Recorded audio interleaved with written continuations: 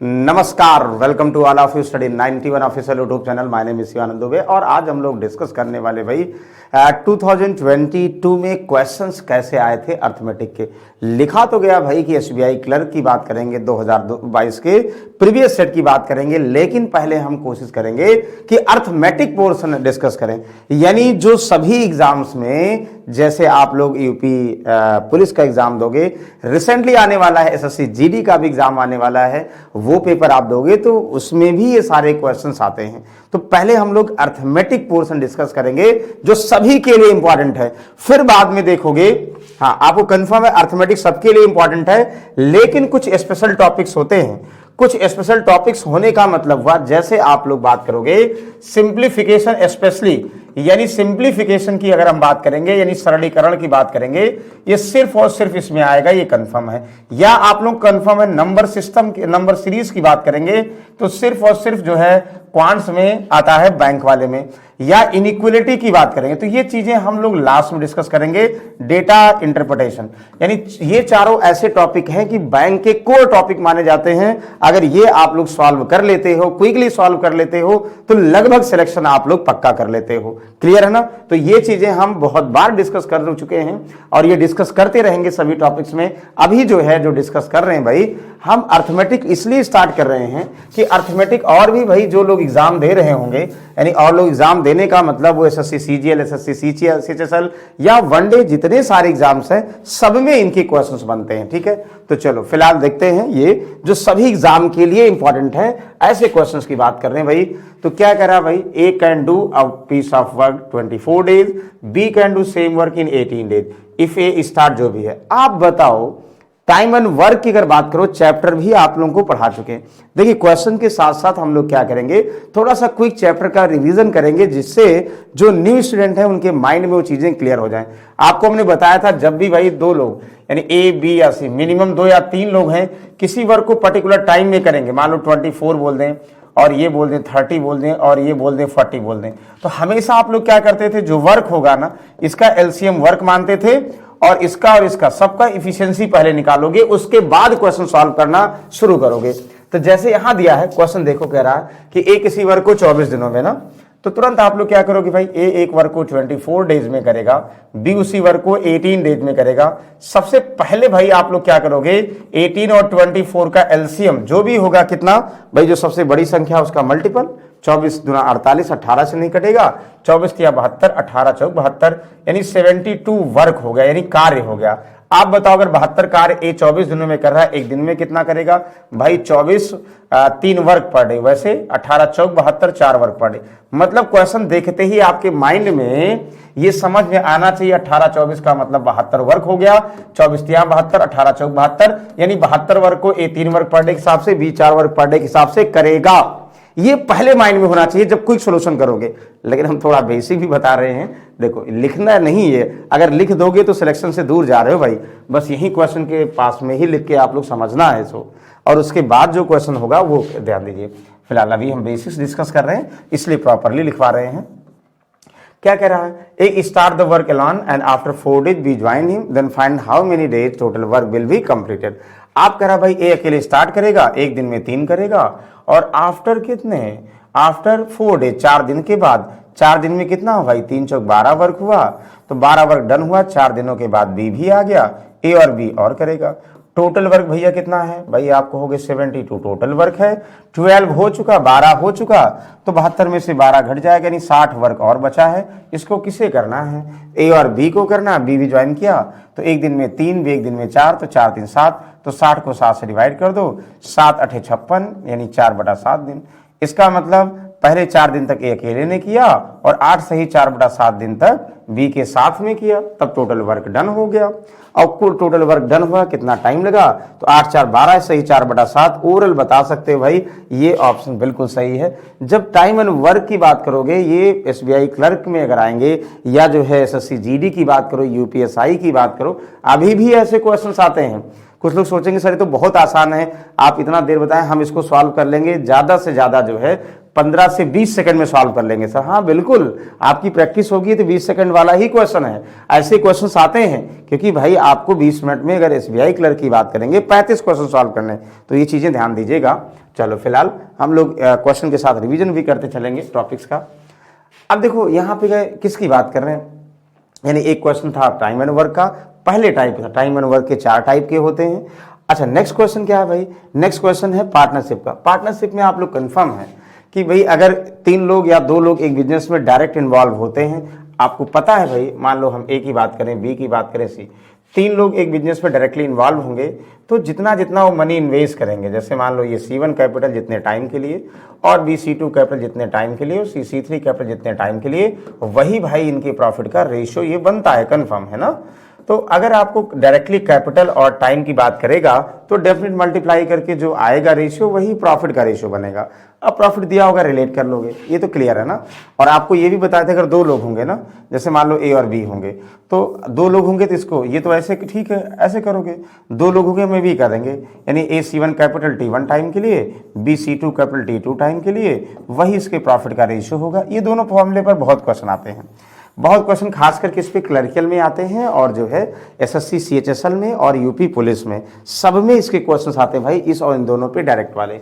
हाँ अगर मेंस की बात करोगे या एसबीआई और भी अगर टफ देना होता तो जो है रिप्लेसमेंट भी आते हैं। फिलहाल क्लियर है ना।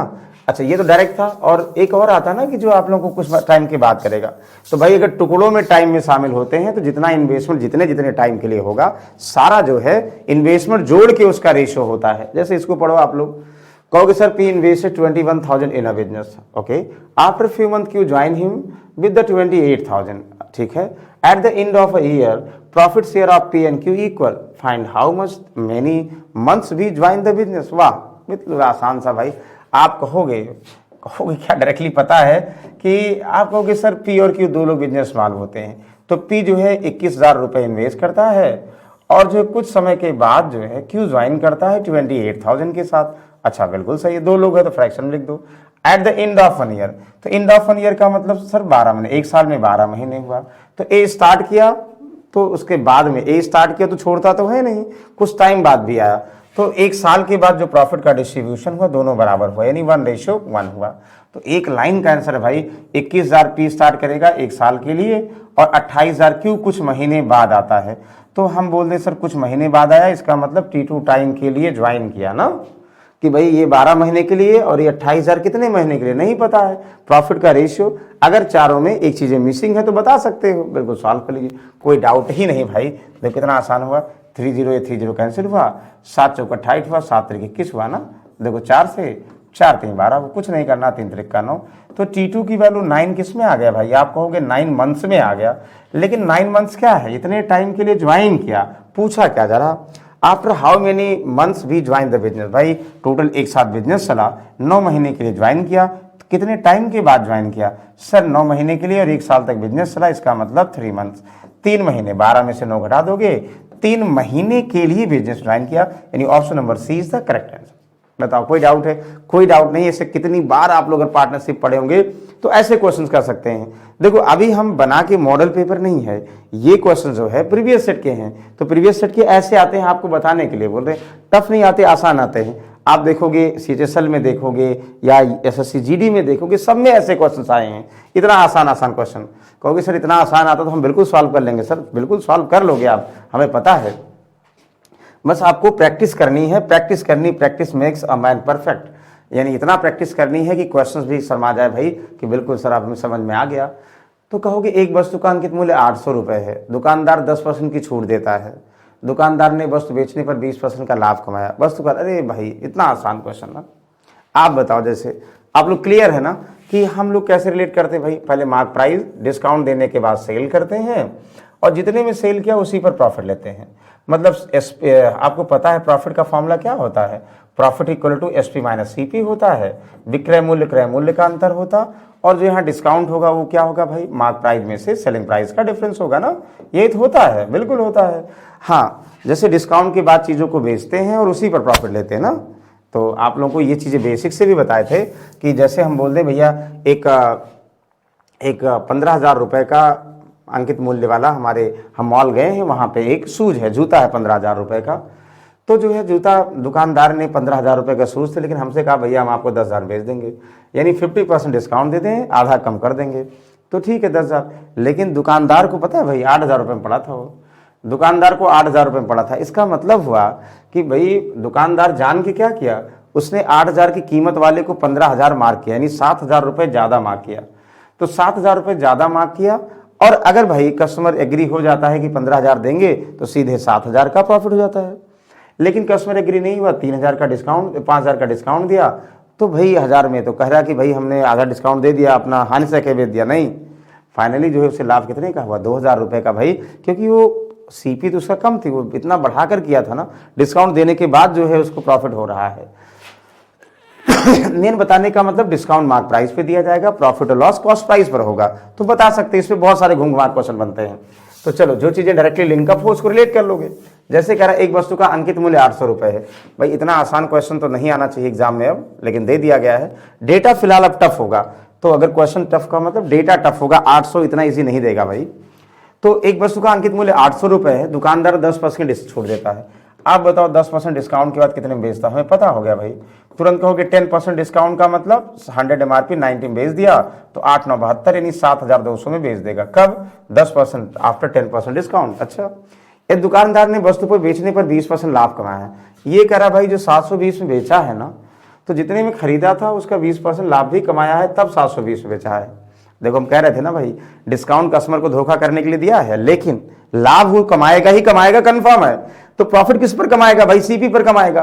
तो कहोगे सर अच्छा 720 में बेचा है और प्रॉफिट ले रहा 20%, खरीदा कितने में होगा? तो कहोगे 20% की वैल्यू 1/5 होगी सर, यानी 5 में किसी खरीदेंगे, 1 का लाभ होगा तो 6 में बेचेंगे। 20% का प्रॉफिट का मतलब इस रेशियो के फॉर्म में हम सीपीएसपी को रिलेट करेंगे। तो कहो सर बेचा 720 में, यानी 6 की वैल्यू 720, सीपी चाहिए 5, तो 6 एकम 6 दुनाई 12, 12 पंचे 60, सर 600 में खरीदा होगा। मतलब ये हुआ 600 में खरीदा होगा, 20% प्रॉफिट, 720 में बेचा होगा, और 10 का डिस्काउंट देने का नाटक किया, 800 उसका एमआरपी रही होगी। Very good. तो आई होप किसी को कन्फ्यूजन नहीं होगा, बिल्कुल सही आंसर है। बताओ कोई कन्फ्यूजन है? कोई कन्फ्यूजन नहीं, गुड। तो अगले क्वेश्चन की तरफ चलेंगे। ओके, अब थोड़ा सा कभी कभी टफ आने लगा क्वेश्चन। देखो तो ये नहीं दिया था, चलो हम एक क्वेश्चन और आप लोगों को दे रहे हैं ना, इसकी बात बताओ। कभी कभी क्वेश्चन ऐसे बनता है, ध्यान से समझिएगा, कन्फ्यूजन मत करिएगा भाई। हम बोलते हैं कि अगर ऐसे कह दिया जाए, एक शॉपकीपर किसी आर्टिकल पर 20% डिस्काउंट देता है, ये क्या है? डिस्काउंट दिया, और 32% का लाभ लेता है। ध्यान दीजिएगा कितना, 32% का प्रॉफिट लेता है ना। तो ऐसे बहुत सारे बनते हैं। जैसे यहाँ मार्क प्राइस था ना, तो बोल दिया जाए if CP of the article, ध्यान समझिएगा, अगर बोल दिया जाए if CP of the article, आसानी से किसी उस वस्तु का क्रय मूल्य 48,000 रुपये, 48,000, तो बताइए मार्क प्राइस क्या होगा? देखो पहले एमपी से आप लोग सीपी जा रहे थे ना, अब सीपी से एमपी, तो कुछ नहीं करना है, या डिस्काउंट क्या होगा या सीपी और प्रॉफिट का अंतर क्या होगा, तो कुछ करना नहीं। आप कहोगे सर सीपी 48,000 दिया है, 32% प्रॉफिट पर बेचेगा तो 132 बेचेगा, तो ये सेलिंग प्राइस आ गई। सर सॉल्व भी नहीं करना है, वहाँ तो हमने सॉल्व करके दिखाया था, लेकिन यहाँ ऐसे रहने दिया करो आप लोग। तो इतने में वो क्या करेगा? बेचेगा, सेलिंग प्राइस हुआ। अब ये सेलिंग प्राइस हुआ, तो सेलिंग प्राइस पर 20% जो बेचा है भाई, विक्रय मूल्य कब आया? एमआरपी पर 20% डिस्काउंट देकर बेचा है ना। तो कहोगे सर यानी 20% डिस्काउंट देने के बाद 80 में बेचा, ये 80 की वैल्यू है, और आप लोग 100 निकाल लोगे, मार्क प्राइस आ जाएगा। ये कहा जा रहा है, मतलब हम ये कहने की कोशिश कर रहे हैं। देखो इससे थोड़ा आसान हो जाएगा ना, यहाँ 8 से 48 हुआ, तो 6 दुनाई 12, 6 त्रिक 18 और 1 19 हुआ, 6 कम 6 और 1 7, तो कितना आसान क्वेश्चन हुआ। इसका मतलब 79,200 रुपये क्या था? उसका मार्क प्राइस था। तो अब क्या करेंगे? डेटा टफ दे देंगे, कभी एमआरपी दिया है तो कभी ये हुआ। अच्छा एक चीज ध्यान दो, और कभी कभी क्वेश्चन ऐसे भी बनते हैं, एक शॉपकीपर किसी आर्टिकल को 20% डिस्काउंट पर बेचता है और 32% का लाभ लेता है, तो बताइए आर्टिकल की मार्क प्राइस और कॉस्ट प्राइस का रेशियो क्या होगा? जब रेशियो पूछेगा तो वैल्यू नहीं दिया होगा, तुरंत समझ जाओगे भाई सीपी 100 हुआ तो एसपी कितना हुआ? 132 हुआ, तो 132 में बेचा, 20 का डिस्काउंट के बेचा, यानी 80 की वैल्यू है और 100 निकाल लोगे ना। यही करोगे नहीं करोगे? मतलब 5/4 करोगे, तो 4 3 12, 4 3 12, 5 3 15, 5 3 15 16, यानी 165 एमआरपी हो जाएगा। तो इसका रेशियो निकाल लो, आंसर। अच्छा कभी कभी ये भी कहता है मतलब हम आपको बता रहे हैं भाई कि एक आर्टिकल को 20% डिस्काउंट पर देते हैं, 32 का लाभ होता है। अगर डिस्काउंट चेंज करें, यानी सारी चीजें परसेंटेज में ही बोले, वैल्यू दिया ही ना हो, कि अगर हम 10% का डिस्काउंट दे तो लाभ बताइए, तो तुरंत माइंड में फ्रेम करोगे भाई अगर 20% डिस्काउंट देते हैं तो 32% का लाभ होता है, तो अगर 10% डिस्काउंट दे तो कितने प्रतिशत का लाभ होगा? तो कहोगे सर एमआरपी यहाँ मानने ज़्यादा आसान है, 100 एमआरपी मान लिया, 80 में बेचते हैं, भाई 20% डिस्काउंट बचा है, स्टार्टिंग से मानोगे तो 80 करोगे, इधर मानोगे सीपी का प्रॉफिट हुआ तो यहाँ पे 100 और इतना हो जाएगा। तो कह रहा है कि जो भी आपको मानना है मान सकते हो, लेकिन अगर एमआरपी मान रहे हैं तो डिस्काउंट बाद बेचेंगे, जितने में बेचेंगे उतने का प्रॉफिट हुआ। सर 32 का प्रॉफिट हुआ यानी 132 की वैल्यू है, सीपी निकाल लोगे। तो एक बार जब सीपी आ जाएगा ना, ध्यान दीजिएगा, सीपी आ जाएगा तो अब सीपी कंफर्म हुआ, अब डिस्काउंट ज़्यादा का भी दें यानी 90 में बेचें तो कितने का प्रॉफिट होगा, निकाल सकते हो ना। तो ये चीज़ें ध्यान दीजिएगा, जब भी सॉल्व करिए प्रॉफिट लॉस क्वेश्चन तो सारे एस्पेक्ट के बारे में हमें कंफर्म होना चाहिए, तब चीज़ें बहुत आसान हो जाएंगी। चलो इसको बताओगे भाई। कह रहा in I school total 360 student pass in exam while 60% total student boys pass exam, 40% girls pass. If 66 66 सही 2/3 है भाई, ध्यान दीजिएगा, ये इसकी वैल्यू 66 सही 2/3 है, गलती से लिख दिया गया है। 66 से 2/3 आप total pass boys is 160, then find total student in school. तो ध्यान समझिएगा, ये सारे क्वेश्चंस वही हैं। चलो आप बताओगे क्या होगा? जल्दी से बताएंगे भाई, बोल। कहोगे सर बिल्कुल आसानी से बता देंगे, कुछ नहीं करना है। तो जबकि कुल लड़कों की संख्या 60% ने परीक्षा दी, भाई एक स्कूल में 360 छात्र ने परीक्षा उत्तीर्ण की, कुल लड़कों में से 60% ने परीक्षा उत्तीर्ण की। भाई जितने बॉयज हैं, ध्यान समझिएगा, जितने बॉयज हैं और गर्ल्स हैं, इस समझाने के लिए ऐसे कर ले, नहीं तो डायरेक्टली कर सकते थे। बॉयज और गर्ल्स की बात की जा रही है, कह रहा कि जितने 360 टोटल उत्तीर्ण किया, तो जितने, जबकि कुल लड़कों में से 60% ने, मतलब जितने लड़के हैं ना, यानी पास कितने हुए, अगर 100 होंगे तो 60% पास होंगे, ठीक है ना। लड़कियां कितनी पास होंगी सर? 40% पास होंगी, जो कह रहा है। तो टोटल मिलाकर स्टूडेंट कितने पास होंगे सर? 360 पास होंगे। समझ में आ गया ना, 360 पास होंगे लड़के और लड़कियां, ये क्लियर हो गया। तो हम ये भी कह सकते हैं सर 60% लड़के, अगर मान लो 100 है, 100 में 60 लड़के पास हैं, इसका मतलब 40 लड़के फेल हैं। 100 में 40 लड़कियां पास हैं, इसका मतलब 60 लड़कियां फेल हैं, ठीक है, मतलब दोनों का इतना पास है। अच्छा आगे क्या कह रहा है, ध्यान समझिएगा कि इतना, यदि कुल उत्तीर्ण लड़कों में से 66 से 2 लड़के 160 हैं, मतलब कह रहा है कि जितने उत्तीर्ण हैं, भाई उत्तीर्ण कितने हैं? 60%, इसका 66 से 2/3, तो 66 होल 2/3% की वैल्यू क्या होती है? सबको पता भाई 198/2 यानी 2/3 इसकी वैल्यू, 33 से 2/3 का 2 गुना, यानी 2/3 का मतलब 3 से 20 गुना 40। हम ये कह सकते हैं सर, ध्यान समझिएगा, 40% की वैल्यू हम कह सकते हैं, इसका 60 का 2/3 निकालोगे, 40% की वैल्यू 160 है ना। तो विद्यालय में कुल छात्र ज्ञात कीजिए, तो विद्यालय में कुल छात्र ज्ञात कीजिए, तो आसानी से बता सकते भाई। हम ये मान लें कुल पास बॉयज मान लें, भाई अगर पास बॉयज मान लेंगे तो गर्ल्स आ जाएगा, गर्ल्स आ जाएगा टोटल गर्ल्स आ जाएगा। हम ये कह सकते हैं 40% की वैल्यू 160 है, तो अगर 100 निकालोगे तो टोटल बॉयज आ जाएगा, क्योंकि बॉयज का 60 पास है, तो 60 का 2/3 यानी कितना 40, तो 40 की वैल्यू 160 है। तो 60 निकालोगे तो बॉयज पास आ जाएंगे, और 100 निकालोगे टोटल बॉयज आ जाएंगे। चलो 60 कितना होगा भाई? 40 की वैल्यू है, तो 1 की वैल्यू कितना हुआ? 4 चौक 16, यानी 1% की वैल्यू 4 हुआ, तो 6 की वैल्यू 4 से 24 यानी 240 हुआ, यानी 240 बॉयज पास हैं, और कुल बॉयज कितने हैं भाई? 400 बॉयज हैं। अगर 100 निकालते ना तो 100 निकालोगे, अपने आप में बॉयज कितने होंगे? अपने आप में 100 होंगे, ये भले अलग अलग है लेकिन ये तो निकालोगे ना। कहोगे बहुत अच्छी बात है सर, अगर 640 बॉयज पास हैं तो लड़की कुल मिलाकर 360 है, इसका मतलब लड़कियां कितनी पास हैं? तो यहाँ 120 लड़कियां हैं, 360 में से 240 घटा दो, इसका मतलब 120 लड़कियां पास हैं। तो 120 लड़कियां पास हैं, लड़कियां कितनी पास हैं? आप कहोगे सर 40% पास हैं, तो लड़कियां 40% पास हैं, तो लड़कियों का 40% बराबर 120, तो 1 की वैल्यू 3, तो ये लड़कियों की वैल्यू निकाली। ये अलग अलग वेरिएशन है लेकिन हमें कंफर्म हो गया, 1 की वैल्यू 3, तो लड़कियां कितनी? 100 की वैल्यू 300। तो सर हमें टोटल स्टूडेंट की बात करेगा, बॉयज और गर्ल्स मिलाकर कितने होंगे सर? 700 टोटल होंगे, है कि नहीं? हाँ बिल्कुल, option number E is the correct answer. बताओ कोई कंफ्यूजन है? यस या नो जल्दी से बताइए भाई, क्लियर है या कंफ्यूजन है?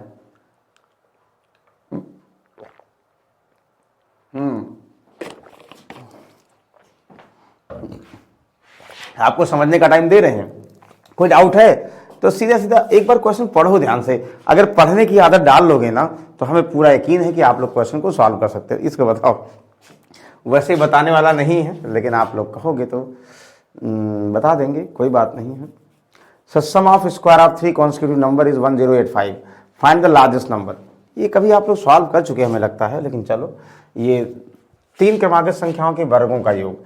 कहोगे सर पहली संख्या x हुआ, x का स्क्वायर, दूसरी कितना, दूसरी क्रमागत x + 1 इसका स्क्वायर, तीसरी क्रमागत कितना x + 2 इसका स्क्वायर।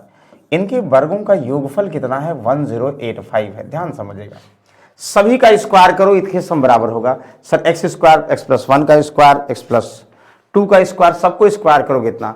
क्या सर ये सॉल्व करना आसान है? नहीं आसान है भाई। तो नहीं आसान का मतलब आसान भी है लेकिन टाइम टेकन होगा। तो कुछ सर जुगाड़ बताइए, ट्रिक बताइए। बिल्कुल ट्रिक देखिए, जब भी ऐसे दिया होगा भाई इनका सम ये है ना, वर को योग इतना, तो बड़ी संख्या ज्ञात कीजिए।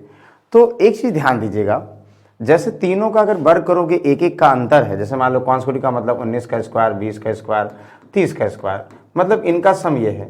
तो हम ये कहना चाह रहे हैं, जब इनका जो सम है अगर आप 3 से भाग करोगे, इनके सम को 3 से भाग करोगे, तो वो नंबर्स के स्क्वायर के फॉर्म में उसके नज़दीक आसपास कोई नंबर मिल जाएगा ना। तो हम ये कहना चाह रहे हैं, जैसे ये अगर ट्रिक की बात करेंगे, एक आइडिया है, ये तो ऑप्शन 1 होगा। अदरवाइज 1085 में 3 से भाग करो, लगभग 3 3 का 9 हुआ और 1 10 हुआ, 3 6 18, 3 2 6, मतलब लॉजिकली ये 360 62 के आसपास जो किसी का स्क्वायर अगर है, तो एक बार देखेंगे उसके सीक्वेंस में क्या इसका सम है। मतलब एक आइडिया हो जाएगा ना कि ये किसके आसपास का स्क्वायर है। तो जब 3 से भाग करोगे 3 संख्या के स्क्वायर का सम है, तो आप कहोगे सर जो है 362 मतलब 361 तो 19 का होता है। तो एक बार चेक करो, क्या 19 का स्क्वायर, 20 का स्क्वायर और 21 का स्क्वायर का सम इतना होता है? नहीं होता। जिसके पहले सीक्वेंस कर लोगे, एक आइडिया हुआ। नहीं तो ऑप्शन से करो, 19 का स्क्वायर सर 361, 20 का स्क्वायर 400, 21 का 441, सर होगा 1 4, सर नहीं होगा, बिल्कुल नहीं होगा। तो ये तो कंफर्म हो गया नहीं होगा। तो ये ज़्यादा हो जाएगा, देखो कितना 4 3 7 4 11, ज़्यादा हो गया। तो भाई ज़्यादा हो गया तो एक बार एक कट कर दो, मतलब ऐसे समझ जाओ कि भाई 18 वाले ले चले, 324, 361 और ये 18 का स्क्वायर, 19 आसपास हमने कहा कोई ना कोई स्क्वायर होगा, 20 का 400। तो करो भाई, नहीं सर ये भी नहीं आएगा कि 460, 461 होगा भाई, नहीं 60 नहीं, 461 होगा ना। तो 61 4 1 5 हुआ, 6 से 2 8, हाँ सर आ जाएगा, 3 3 6 4 10। तो 18 का स्क्वायर, 19 का स्क्वायर और 20 का स्क्वायर, ध्यान दीजिएगा इसको। तो ये क्लू हो गया ना कि मिड में ये होगा कि 20 का स्क्वायर, मतलब आसपास जो इसका डिवाइड बाय 3 करोगे, वो जो मिड वाला नंबर होगा उसके आसपास स्क्वायर हो सकता है। कंफर्म नहीं है, ऑब्जर्वेशन है। तो आप लोग समझ जाएंगे भाई उससे ज़्यादा नहीं, तो ये बीच वाला मान लो। तो ये 18 19 ये चेक करेंगे, 20 यानी 400, तो इनका सम जो है कंफर्म 1085 है। अब हमें डाउट ही नहीं, इसका मतलब ये नंबर्स के स्क्वायर का सम ये है। What is the largest number? Sir largest number बिल्कुल आसान है, यानी कितना 400, यानी 20 का स्क्वायर, इसका मतलब 20 इज द करेक्ट आंसर। बताओ कोई कंफ्यूजन है? कोई कंफ्यूजन नहीं भाई, हमें पता आप लोग समझ गए होंगे। बस चीज़ों को क्या करना है क्वेश्चन के फॉर्म में हमें अब वहाँ पे जल्दी से समझ में आ जाए, मतलब जो हम चाह रहे हैं अप्रोच लगाना वो एग्जाम में फॉलो हो जाए तो इजी हो जाएगा। चलो इसको बताओगे भाई, कहोगे सर 3 स्टूडेंट रिया, राम और Pooja got total 74 marks in exam. अच्छा, the ratio of marks obtain by Riya to Pooja is 4:5 and the ratio of marks obtain by Pooja to Ram इतना, find total marks score by Ram. अच्छा ये कह रहा है, तो आई होप इनमें कोई कंफ्यूजन नहीं होगा, आसानी से बता सकते हो आप लोग। कहोगे सर रिया और पूजा, तो अच्छा एक चीज़ ये भी ध्यान दो, हम रिया और पूजा को ABC भी बना सकते थे अगर नाम में कंफ्यूजन हो। अच्छा रिया और पूजा, रिया पूजा ना, और कौन है? राम। ठीक, रिया पूजा और राम। आपको हम एक तो जैसे होता है ना, ये सबको पता होगा कि अगर A/B दिया है 2:3 दिया है और B/C या A/C दिया हो 4:5, तो ABC आप लोग बता सकते हो, हमें कंफर्म है। तो अब हम इसके अलावा भी एक ट्रिक डिस्कस करेंगे, देखो कैसे। तो आप लोग ये फॉलो करोगे और इजी होगा, लेकिन समझना होगा रिया और पूजा के प्राप्तान का अनुपात 4:5 है। रिया और पूजा 4:5, जिसका हमें कंफर्म है एक बार लिख दो। मतलब अब समझो कि अगर ये 4 मिलेगा, ये 5 मिलेगा, 40 मिलेगा, 50 मार्क्स मिलेगा। अब कह रहा पूजा और राम के द्वारा 3 दो, पूजा और राम के द्वारा 3 दो, तो पूजा अगर 3 होगी तो राम 2 होगा, पूजा 3 होगी तो राम 2 होगा। तो अब हमें ये करना है, हम ये करना चाह रहे हैं, अगर ट्रिक लगाते हो वैसे नहीं करते हो, भाई 5 है, भाई 5 है पूजा, तो इस 5 के रिस्पेक्ट में राम कितना होगा, तो 5 पूजा है तो 5 का मतलब ये 5 का मतलब ये 3 रेशो की वैल्यू 5 है तो 2 की वैल्यू बता दो। तो भाई 5 कंफर्म हुआ, 5 के रिस्पेक्ट में पूजा और राम कितना है, तो पूजा 3 होगा तो ये 2 होगा, तो 3 की वैल्यू 5, 2 की वैल्यू निकाल लो। मतलब इस वैल्यू से रिलेट कर सकते हो। आप कहोगे सर जिसको कंफ्यूजन है तो वैसे कर लो भाई, इस वाले में 3 से मल्टीप्लाई कर दो, 3 चौक 12 हुआ, 3 पंचे 15 हुआ, 2 पंचे 10 हुआ। तो द रेशियो ऑफ प्रिया, पूजा और राम के प्राप्तांश का रेशियो हो गया। अच्छा वेरी गुड। अब रेशियो हो गया, क्या पूछा जा रहा, राम द्वारा प्राप्त कुलांक, तो तीनों परीक्षा में सबको मिलाकर कुल 74, तो 12 और 15 कितने हुए भाई, 12 और 15, 12 15 12 15, 12 और 15 आप कहोगे 27 और 10 37। सर 37 रेशियो की वैल्यू टोटल 74 मार्क्स ना, तो 1 की वैल्यू 37 गुना 2 मार्क्स किसको चाहिए, राम द्वारा। ओहो 10 दुना ही 20, ओ तो 20 मार्क्स, बहुत राम कम पा रहा भाई, 20 मार्क्स राम को मिल गया, बहुत अच्छी बात है। तो बताओ कोई कंफ्यूजन है, कोई कंफ्यूजन नहीं, सिर्फ आप लोगों को क्वेश्चन को सॉल्व करना। गुड, चलो इसको बताओगे भाई, ये भी सब आसान है, सिर्फ आप लोग क्वेश्चन समझना है। पढ़िए, इस बोर्ड स्ट्रीम में आप लोग सबको बताए थे भाई, क्या करते थे, शांत जल में x मानते थे, धारा की चाल y मानते थे, डाउन स्ट्रीम में धारा की दिशा में शांत जल में धारा की चाल जुड़ी हुई होती थी, अप स्ट्रीम में प्रॉपर ग्राफ से ही बताए थे, शांत जल में से धारा की चाल घटी हुई होती थी। अगर मान लो ये और ये हमें कंफर्म है, तो आप अगर x निकालना हो तो डाउन स्ट्रीम में अप स्ट्रीम में जोड़कर डिवाइड बाई 2 कर दोगे, और कैसे निकाले थे ये भी हम बताए थे। और अगर स्ट्रीम का स्पीड निकालना है तो डाउन स्ट्रीम और अप स्ट्रीम घटाकर डिवाइड बाई 2 कर दो, इतना क्लियर है। और सारा फॉर्मूला जो आप लोग स्पीड टाइम डिस्टेंस में लगाते थे भाई, कि दूरी बराबर 4 गुना समय, सेम यहाँ पे वही लगेगा कि speed equal to distance upon time और time equal to distance upon speed, ये तीनों फॉर्मूले यहाँ भी लगेगा। बस यूनिट का आप लोगों को ध्यान देना, आसानी सॉल्व कर लोगे। ठीक है, डाउन स्ट्रीम क्या होता है, अप स्ट्रीम क्या होता है, ये सब बताए थे। फिक्स डिस्टेंस में रेशियो जो लगेगा वो चाल समय दूरी वाला ही लगेगा, ठीक है ना, वेरी गुड। चलो तो एक रिकॉल कर दिए इसलिए ना, जो पहली बार पढ़ रहे हैं भाई, कभी कभी जो है फर्स्ट टाइम भी कुछ लोग आ जाते हैं, उनके लिए है। चलो कहोगे सर ये सब बहुत आसान है, आपने इतनी बार पढ़ा दिया तो हमारे लिए कोई टफ नहीं। अभी हम जान के वही चीज़ें रिवीजन करें 2023 तक, आसान आसान। अब उसके बाद जो है अब क्या करेंगे ना, जैसे जो है सब लोग फॉर्म भर लेंगे तो CHSL का और SBI इसका, तो मॉडल पेपर जब कराएंगे ना तब आपको सब टफ लगेगा, हर एक क्वेश्चन टफ लगेगा। मॉडल पेपर जब कराएंगे कहेंगे सर ये अलग क्वेश्चन है, तो उसके पहले हम ये चाह रहे हैं कि जितने आसान आसान है ना वो बिल्कुल माइंड में फ्रेम हो जाए कि देखते ही आप बता दो। चलो, the speed of boat still water 12 kilometre ना, तो स्टिल वाटर 12 किलोमीटर, शांत जल में x मानते थे आप लोग ना, तो क्या लिखोगे 12 kilometre per hour. Question solve करते वक्त लिखोगे नहीं, ये समझाने के लिए लिख रहे हैं भाई। If time taken by boat to cover 20 kilometre downstream is equal to time taken by the boat to cover 10 kilometre upstream. मतलब कह रहा है, ओहो देखो कह रहा है कि 20 किलोमीटर, क्या कह रहा है भाई, boat cover 20 kilometre downstream, ये 20 किलोमीटर डाउन स्ट्रीम में डिस्टेंस कवर करने का जो समय है equal to time taken boat to cover 10 kilometre upstream, तो 10 किलोमीटर अप स्ट्रीम। ये समझ में आ रहा भाई कुछ आप लोगों को क्या कह रहा है, मतलब ये कह रहा है जितना समय लेता है डाउन स्ट्रीम में 20 किलोमीटर जाने में, उतना ही समय लेता है अप स्ट्रीम में लाने में ना। तो then find the speed in kilometre. तो बताओ रेशियो से करें या बेसिक से करें, तो रेशियो बेसिस दोनों हैं। कुछ लोग ऐसे करेंगे सर कि देखो बेसिक बता देते हैं फिर हम रेशियो ही बताएंगे। आप कहोगे सर 20 किलोमीटर जाना है डाउन स्ट्रीम में, कितना समय लगेगा। सर डाउन स्ट्रीम की स्पीड क्या होती है, सर डाउन स्ट्रीम में 20 किलोमीटर जाना है, डाउन स्ट्रीम में शांत जल में चाल 12 में से धारा की चाल जुड़ी होगी जो कि धारा की चाल नहीं दी है। अच्छा ठीक है सर, कह रहा है जितना समय लगा, तो ये दूरी बटा चाल समय हो गया नहीं हो गया। तो डिस्टेंस अप स्ट्रीम में 10 किलोमीटर, अप स्ट्रीम में स्पीड कितना, तो शांत जल में से धारा की चाल घटा दो, इतना हुआ। तो जो ये टाइम है वही ये टाइम है, दोनों को सॉल्व कर दो, आंसर हुआ। सॉल्व कर दोगे सर ना, मतलब ये कर दोगे नहीं कर दोगे, देखो कहोगे सर यहाँ से 2 से मल्टीप्लाई, बाद में 24 2 आई, तो ना ये 24 माइनस 2 आई, और इक्वल टू कितना हुआ 12 प्लस वाई। तो बिल्कुल आसान है आपको, आपके लिए ना। तो 3y इक्वल टू कितना हुआ सर, 3y इक्वल टू ध्यान दीजिएगा ना, इधर आएगा 3y, इधर आएगा घटे 12, तो y इक्वल टू कितना हुआ सर 4 हुआ। तो 4 बिल्कुल ध्यान दीजिएगा, आंसर सही है, 4 इज द करेक्ट आंसर। एक तो ये हो गया। बताओ कोई कंफ्यूजन है? आप लोग सॉल्व कर लो, कोई कंफ्यूजन है। लेकिन एक डायरेक्ट भी होता है। आप ध्यान दो, हमने आपको बताया था ना, 3 केस बताए थे।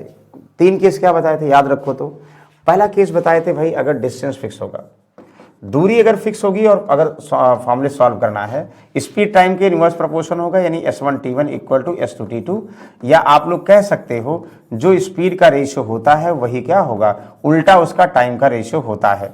यानी बहुत बार एग्जाम में क्वेश्चंस बनता है कि कार बस ट्रक की स्पीड का रेशियो दिया तो उसी के द्वारा सेम डिस्टेंस के लिए टाइम का रेशियो बताओ, या और भी बहुत सारे तरीके से क्वेश्चंस बनते हैं इसके।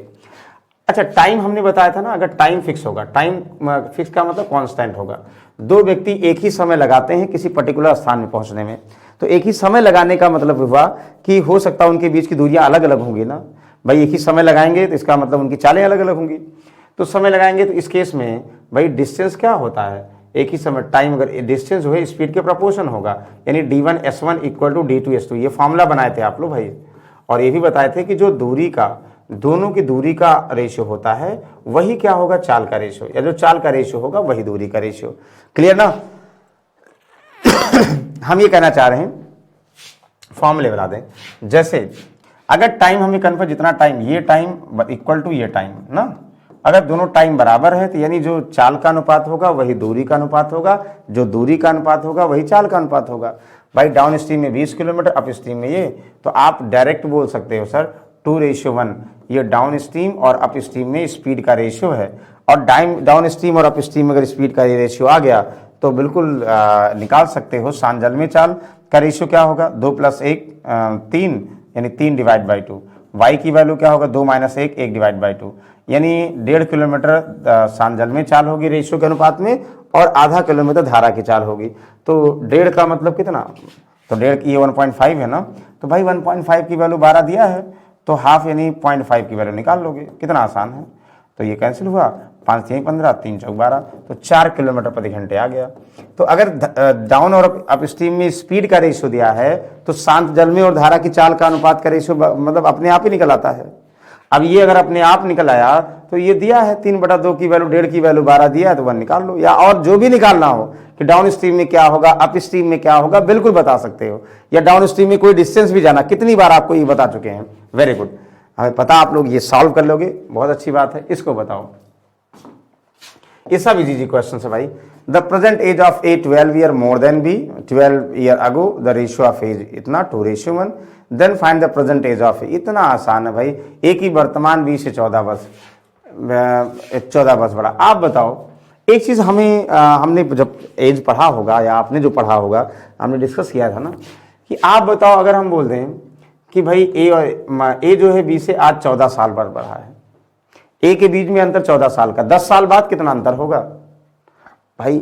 मान लो हमें नहीं पता एज, लेकिन कह दिया जाए ए और बी की एज का अंतर आज भाई 14 साल है, 10 साल बाद कितना अंतर होगा सर? 10 साल दोनों बढ़ेंगे, इसका मतलब अंतर सेम ही होगा। 20 साल पहले कितना अंतर सेम होगा। ध्यान दीजिएगा कि अगर किसी भी व्यक्ति के एज का डिफरेंस आपको पता है, वह व्यक्ति 10 साल बाद उसके एज का डिफरेंस पूछा जाता है, उसी व्यक्ति के 20 साल पहले के डिफरेंस पूछा जाता है, हमेशा सेम होगा। आप जस्टिफाई कर सकते हो, ध्यान दीजिएगा, इसमें कोई कंफ्यूजन नहीं है। मतलब हम कहते हैं अगर वर्तमान में ए 40 साल है, बी 50 साल है, तो दोनों की एज का अंतर शायद 10 साल अंतर है। बिल्कुल सही है सर। 10 साल बाद ए कितना हो जाएगा, 50 साल। 10 साल बाद बी कितना, 60 साल। अब कितना, तभी 10 होगा ना। 5 साल पहले ये 35 साल, 5 साल पहले ये 45 साल, अंतर कितना होगा, 10 होगा कि नहीं होगा। कंक्लूजन समझ में आ गया होगा ना। अंतर कभी भी बाद में पहले पूछेंगे वो सेम होता है। रेशियो किसका दिया है, 12 साल पहले, the ratio of age of A and B. इतना ओरल क्वेश्चन है, मतलब ये सॉल्व करने वाला नहीं है, लेकिन आया हुआ है तो इसलिए सॉल्व कर दे रहे हैं। ये तो ये प्रीवियस सेट में आया था, हमने बहुत सारी बार इसको करा भी चुके होंगे हम, कि 12 साल पहले उनकी एज का डिफरेंस रेशियो दिया है 2:1, और ए बी से वर्तमान में ए बी से 14 वर्ष अधिक है। भाई वर्तमान में अधिक होगा तो 12 साल पहले भी अधिक होगा। तो एक की वैल्यू 14 ईयर, 2 की वैल्यू कितना हुआ, 14 दूनी 28, यानी 28 साल और कितना 14 साल।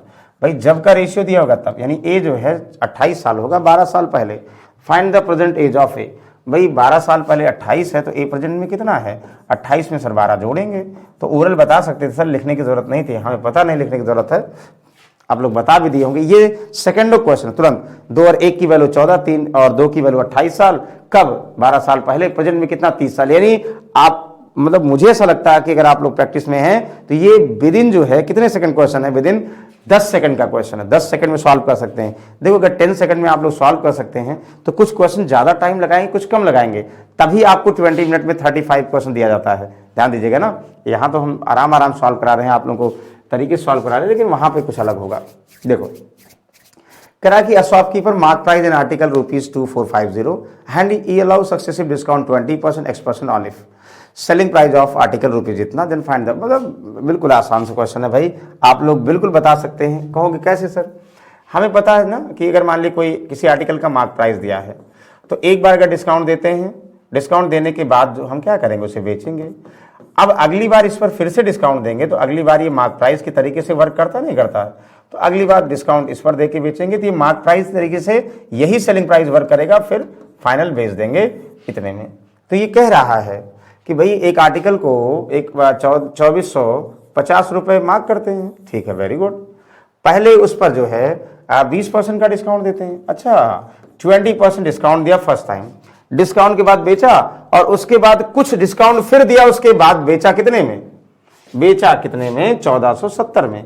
मतलब एक चीज ध्यान दीजिएगा, पहले 2450 था, पहला 20% डिस्काउंट दिया जो भी आया, अब वहां पर फिर से डिस्काउंट दिया तो फिर 1470 बेचा।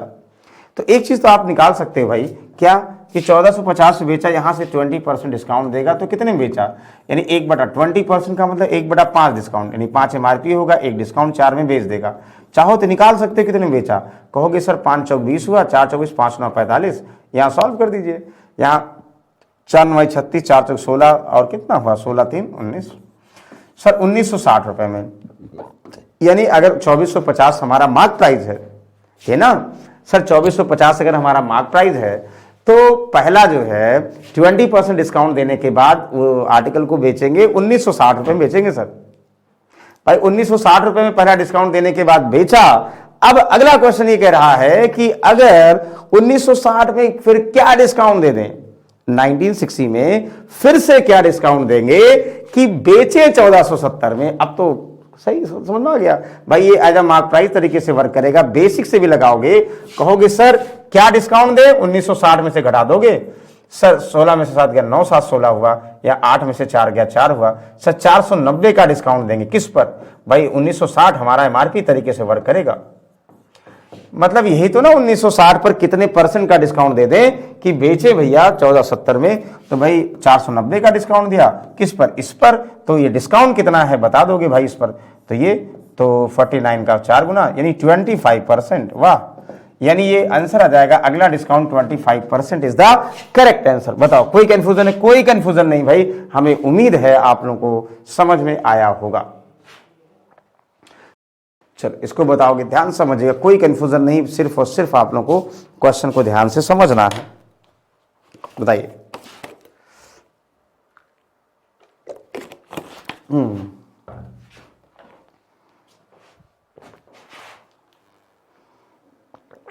ध्यान समझना है। हमने आपको टाइम दिया है कितने मिनट का? कहोगे सर आपने टाइम दिया हमें 10 मिनट का ही तो दिया है, 10 मिनट में आ जाएगा। बिल्कुल दिया, कोई बात नहीं। चलो कहोगे sir A and B invest same amount in 2 different scheme. भाई ए और बी जो है, ए और बी ने जो है सेम अमाउंट, यानी 100% प्रिंसिपल है। इसी को ए ने इन्वेस्ट किया, इसी को बी ने इन्वेस्ट किया। अच्छा ठीक है। Different scheme on simple interest for 5 year, I invest at the rate of 12% पर एनम। भाई ए ने जो है 12% पर एनम 5 ईयर के लिए इन्वेस्ट किया, and B invest the rate of 18% पर एनम। अच्छा 18% पर एनम, ये भी आसान क्वेश्चन है। कितने साल के लिए भाई? 18% पर एनम। बी इन्वेस्ट 12% पर annum, same amount in 2 different scheme on simple interest for 5 year. भाई ये भी 5 साल के लिए, सबसे बड़ी बात है। वाह, ये भी टाइम 5 ईयर के लिए। दोनों देखो यहाँ क्या कह रहा है, दोनों जो है 5 ईयर के लिए। ये 12% और 18%। If difference between interest received by A and B इतना, then find total amount receive A and B together. तो ए और बी ने कितना अमाउंट इन्वेस्ट किया था? अरे यार कितना आसान सा क्वेश्चन। मान लो 100 रुपए है, 100 रुपए पर 1 साल में 12 रुपए ब्याज लगेगा, तो 5 साल में तो साधारण ब्याज की बात की जा रही, सिंपल इंटरेस्ट का, तो एसआई का फॉर्मूला क्या होता है, RT% होता है भाई ना। एसआई इक्वल टू RT% होगा कि नहीं होगा, बिल्कुल होगा, सॉल्व कर लो आप।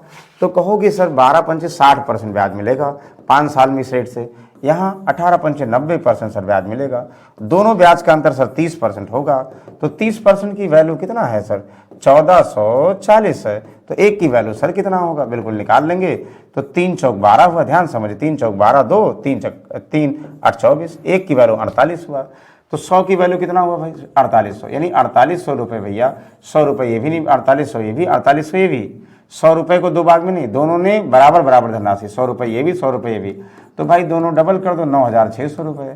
भाई दोनों जब 100 रुपये इन्वेस्ट करेंगे, मतलब 4800 4800, तो डबल यानी 9600 रुपये टोटल इन्वेस्टमेंट हो गया, जो कि बिल्कुल सही आंसर है। हमें पता भाई, आप लोग आसानी सॉल्व कर लेंगे। इसको बताओ एवरेज के, the average of 25 number is 90 and when new number added 25 in these 25 numbers then average by increase by 5, find the new number. ये याद करो भाई, हमने आप लोगों को बहुत सारे क्वेश्चन एवरेज बताए थे, कि जैसे मान लो बताए थे ना, ध्यान दो कि 30 छात्रों की औसत आयु 25 साल है ना, इसमें एक छात्र बढ़ जाता है 31 जाता है, तो औसत आयु 26 साल हो जाती है। तो बताइए जो बढ़ा है उसकी एज क्या होगी। या आपको बताए थे भाई एक ग्रुप में 60 पर्सन है, इनकी एवरेज वेट 75 kg है, दो लोग और आ जाएं 62 पर्सन हो जाएं, तो इनका एवरेज भार 76.5 kg हो जाए, तो जो दो लोग आए उनके वेट का सम क्या होगा। या ये भी बताए थे भाई कि 30 लोगों का एज का एवरेज 25 है, तो एक लोग चले गए यानी 29 हो गए, इनका एवरेज 24 ईयर हो गया, तो जो चले गए उनकी एज क्या होगी। एक रामबाण तरीके से फॉर्मूला बताए थे। ये बहुत सब में यानी नंबर का एवरेज, नंबर जुड़ रहा है, एवरेज जो भी है, ये तो आसान दिया गया है तो कोई बात नहीं, देखते बता दोगे, लेकिन आसान नहीं दिया होता, टफ भी दिया होता है, टफ आएगा तो आप क्या करोगे। जैसे 25 संख्याओं का औसत 90 है ना, ये नंबर है और ये एवरेज है, तो एक नई संख्या जोड़ दें भाई 26 हो गई, तो एवरेज 5 क्या हुआ, इंक्रीज बाई 5 यानी 95 हो गया। तो ये कॉन्सेप्ट जो था हमने आप लोगों को फॉर्मूला बताया था क्या, कि कैसे करोगे कि नंबर 25 से 26 हुआ भाई, एक जोड़ा ना, एवरेज 90 से 95 5 जोड़ा, तो जो नंबर है उसको मल्टीप्लाई करोगे एवरेज में चेंज से, स्टार्टिंग नंबर को एवरेज में चेंज से, 25 पंचे 125, और जो हमारा फाइनल एवरेज है नंबर में चेंज से 95, तो इसको ऐड करोगे तो कितना हुआ सर, ऐड करोगे तो 220 हो गया ना। 220 जो होगा ना, ये जो चेंज होगा, मतलब जो चेंज हो गया नंबर में चेंज, तो जो नंबर जुड़ेगा वो आएगा, यानी 220 जो है, 220 जो नंबर जुड़ेगा वो करेक्ट आंसर आएगा। ये आपको ध्यान से समझना है। बताओ कोई कंफ्यूजन है, कोई कंफ्यूजन नहीं है। एक क्वेश्चन और आप लोग को देते हैं, क्योंकि ये तो इजी है, लेकिन इतना इजी नहीं आएगा, ये पहले एग्जाम में आ चुका है इसलिए हमने कॉपी कर दिया है। देखो अगर हम बोल दें एक ग्रुप में, ध्यान समझिएगा, एक ग्रुप में जो है भाई 65 पर्सन है, इनका एवरेज वेट, ध्यान समझिएगा, इनका एवरेज वेट 72 kg है ना। कितने पर्सन है भाई, नंबर ऑफ वर्कर कितने, 45 है, 45 का एवरेज कितना, 72 kg। ध्यान समझिएगा, बोल दिया जाए भाई इसमें दो वर्कर और आ जाए, 2 वर्कर और आ गए यानी 67 हो गए, तो इनका एवरेज जो वेट है, ध्यान समझिएगा, वो 75 kg हो गया। तो जो 2 नए वर्कर आए हैं उनका एवरेज वेट क्या होगा, तो दोनों का एवरेज वेट क्या होगा। तो कहोगे सर 2 जो नए आए, पहले जितने थे कितने थे, 65 थे, 72 kg था, 2 नए आए तो 67 लोग हो गए, 75 kg हो गया। तो उन 2 लोगों का हम वेट निकालेंगे, कैसे निकालेंगे, यही फॉर्मूला जो अप्लाई किए थे। 65 से 67 हो गया सर, 2 लोग नए आए और एवरेज कितना बढ़ गया, कभी कभी पॉइंट में भी दे देंगे लेकिन हमने जान के आसान किया है, तो भाई 3 बढ़ गया। 65 को 3 से गुणा करोगे, 3 5 15, 3 6 18 और 19 195 हुआ, साइन प्लस है, और प्लस 75 को 2 से करो 150 हुआ। तो ये क्या हो गया, ये हमेशा जो डिफरेंस यानी सम जो आएगा, सम ऑफ 2 पर्सन, ध्यान देगा 2 पर्सन का सम आएगा, किसका, वेट का। तो जोड़ दोगे भाई, कहोगे ये 200 ये 300, 345 हो गया ना, 345 क्या हो गया, इतना kg दोनों का वेट है, 5 9 5 14 और 1 2, यानी 345 इन लोगों का वेट है। तो अब इन दोनों का वेट है, तो अगर एवरेज वेट चाहिए तो 345 में आप लोग 2 से भाग करो, तो 2 1 2 हुआ, 214 हुआ, 2 2 4, इतना 172.5 किलोग्राम के ईच होंगे, सब बराबर होंगे। भाई सब खली टाइप के लोग जो 2 आए हैं वो बड़े हट्टे कट्टे हैं, खली टाइप के लोग हैं, तभी तो इतना वेट हुआ। बताओ, क्लियर है? यस यस, बिल्कुल सही। तो अब इसको बताओ, कितना आसान सा क्वेश्चन है, ओरली बता सकते हो सर? कहोगे बता देंगे सर। देखो कह रहा है कि the table given below show the number of patient admitted in 3 ABC different hospital in 3 different month, read the data carefully and solve the question.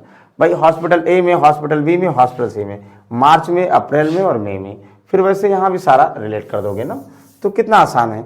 करा कि total patient admitted A in March, ए में March में कितना भाई 1505। What percent is total patient admitted in all 3 hospital में, all 3 hospital में, मतलब मार्च में जो पेशेंट एडमिट हुए वो मई के तीनों महीने में जो एडमिट हुए उनका कितना परसेंट है। तो ये क्या हमें सॉल्व करने की जरूरत है? नहीं भाई, हमें पता ही, शायद सॉल्व करा चुके हैं। तो कहोगे ये इन तीनों का जोड़ो कैसे, 8 4 12 8 20 यही करोगे ना, 8 और 16 4 20, 0 कैरी 2, 6 2 8 2 10 ना, 0 कैरी 1, 9 2 11 और 4 कितना 15 के 5 कैरी 1 ना, 6 7 7 5 0 0। तो आसान है, टफ नहीं है। तो बस आप लोग कैलकुलेट करना है यहाँ से, 5 से 15 75, 5 से 5 3 15 ना, 0 5 1 5, 15 से करोगे सर 15 2 9 30, लगभग 20 पॉइंट समथिंग आएगा सर। 20 पॉइंट समथिंग का मतलब 20% सही है ना, तो अप्रॉक्स में कहा जा रहा है। बताओ कोई डाउट है? कोई डाउट नहीं, बस भाई समझना आप लोगों को। चलो इसको पढ़ो। इफ कह रहा कि इफ बी में भर्ती है 14th of total patient admitted in B in March are female and 60%, यदि मार्च में बी में भर्ती है मरीजों में से 14th महिलाएं, 1/4 होगा, हमें लगता है ये 1/4 होगा। देखो ध्यान दीजिए, 1/4 होगा, 1/4 महिलाएं पेशेंट मार्च में, और 60% total patient admitted in A in April are female. तो क्या कह रहा है, then what is the difference between male March admitted A April, इतना इतना। मतलब कितना इजी पूछा जा रहा, पढ़ो ध्यान से पहले भाई। If 1/4 total patient admitted in B in March, आपको बताओ total patient B in March, ठीक है, 1/4 of total patient admitted in B March are female. भाई बी में मार्च में 376 का 1/4 क्या है भाई, फीमेल है। ठीक है, हम बता देंगे, मेल भी बता देंगे। अच्छा बहुत अच्छी बात, फीमेल पता, मेल पता है। And 60% of total patient admitted in A in April are female. देखो ए में अप्रैल में 60% क्या है, ये मेल है भाई, तो बाकी फीमेल ही बता दोगे। अच्छा very good. Then find the difference between total male patient admitted A April and B March together ना, and total patient admitted in C in में। मतलब यहाँ पर जो है, यहाँ पर मेल और यहाँ पर फीमेल, ध्यान दीजिएगा, यहाँ पर मेल और फीमेल टोटल, और सी में सी में जो है मई में टोटल का अंतर कितना है कि नहीं। Find the difference between total male patient admitted in A in April and B in March. Male A in April, B in March ना, B in March, A in April, B in March together, and total patient admit C in में। अरे क्या बात है भाई, कितना आसानी solve कर सकते हो ना। 1/4 करोगे, अब भाई इसका 1/4 करोगे, इसका अंदर 4 9 36 हुआ, 4 1 4 4 9 36। भाई 3676 में 919 महिलाएं हैं, किस में, मार्च में। पुरुष कितने हैं भाई, 1/4 है तो 3/4 ये होंगे, है नहीं, 3 9 27 और 3 1 3 2 5, 3 9 27। सर 27 और 57 क्या है, मेल है कि नहीं। इसका 3 गुना कर दो, 19 3 57, 9 3 27 ओरल आ गया भाई, मेल आ गया। तो हमें चाहिए between total male patient admitted A in April, ठीक है। अच्छा अप्रैल में मेल चाहिए, और आप लोग को पहले भी दे दिया गया, देखो 60% total female admitted A in April are female. भाई 60% फीमेल है तो हम उसकी बात नहीं करेंगे फीमेल की ना, तो हम मेल की बात करेंगे। अगर 60% फीमेल है तो यानी 40% मेल होंगे ना, तो इसका 40% निकालोगे, 4 8 32 ना, और 4 नहीं 8 3 11, यानी 1120 मेल है। मतलब ये मेल है और यहाँ मेल ये है, सब ये जोड़ दोगे इनमें, और कितना 7 5 2 7 ये, और 7 1 8 हुआ, 1 2 1 3 हुआ, यानी कुल मिलाकर इनमें और इनमें मेल जो है इतना हो गया। माइनस क्या कह रहा है, एडमिटेड सी इनमें, सी में मई में, भाई सी में मई में कितना है, आप कहोगे सी में मई 2408, 2408 घटा देंगे भाई, 7 में से 8 गया, कितना हुआ, -1 का मतलब 9, कैरी -1, 6 6 6 6, बिल्कुल सही है। यहाँ 8 से 4 गया, कितना हुआ, 2 हुआ, 3 से 2 गया 1, तो कितना हुआ, सॉल्व कर लोगे ना। बताओ कोई कंफ्यूजन है? 8 से 4 गया 4 4, अरे यार 8 से 4 गया 4 होगा ना, तो 1469 is the correct answer. Very good. कोई कंफ्यूजन है? कोई कंफ्यूजन नहीं, सिर्फ आप लोग तरीका समझना है। अब बताओ क्या आप ये सब नहीं बता दोगे? पढ़ो ध्यान से, हमें पूरा उम्मीद है ये सब बता दोगे आप। तो ये था, तो ईडीआई था। अब जो है बचा नंबर सीरीज। नंबर सीरीज ये इसके बाद सिंप्लीफिकेशन। ध्यान दीजिए, आज हमने ये नहीं डिस्कस किया। आज इसलिए नहीं डिस्कस किया, थोड़ा सा जो है हम कोशिश कर रहे थे कि चीज़ों को वो डिस्कस करें जो आपके एसएससी सीएचएसएल में भी आए, इसमें तो आए। तो हम जो है पहले स्टार्टिंग के 20 क्वेश्चन जो भी करेंगे, जैसे मान लीजिए अर्थमेटिक उठाएंगे तो उसमें जो बेसिक उससे कॉन्सेप्ट रिलेट होगा वो डिस्कस करेंगे। और अगर जिस दिन हमने सिंप्लीफिकेशन, नंबर सीरीज, इनइक्वालिटी उठाया तो वो हम सिर्फ उसी के जो है क्वेश्चन डिस्कस करेंगे, क्योंकि बेसिक पहले डिस्कस कर चुके हैं। तो आई होप अच्छा लगा होगा, और बाकी आप लोग सॉल्व करेंगे। पीडीएफ बिल्कुल जल्दी से मिल जाएगा। तो प्रॉपरली जब पीडीएफ मिलने लगे और जो है जब सभी लोग जो है क्वांट एलआर इंग्लिश एक साथ आ जाएगा ना भाई, तो बिल्कुल रियल मॉडल पेपर और रियल प्रैक्टिस सेट हम लोग बना रहे हैं जो एग्जाम में आता है। तो एग्जाम आते आते कितने दिन बचे हैं, कम से कम 10 से 15 मॉडल पेपर हम लोग बना रहे हैं, जिससे कि हूबहू एग्जाम में वही आए। तो अभी आप लोग बेसिक जितने आए हैं आसान वो कर लीजिए, कोई बात नहीं, लेकिन मॉडल पेपर कैसे आ सकते हैं उस पर हम लोग वर्क कर रहे हैं। जल्दी वो चीजें आप लोगों से शेयर करेंगे और आप लोग देखिएगा, उससे आप लोगों को बहुत बेनिफिट मिलेगा। चलिए नेक्स्ट समय फिर से बेहतरीन टॉपिक के साथ मिलते, तब तक के लिए भाई अलविदा, गुड नाइट, टेक केयर।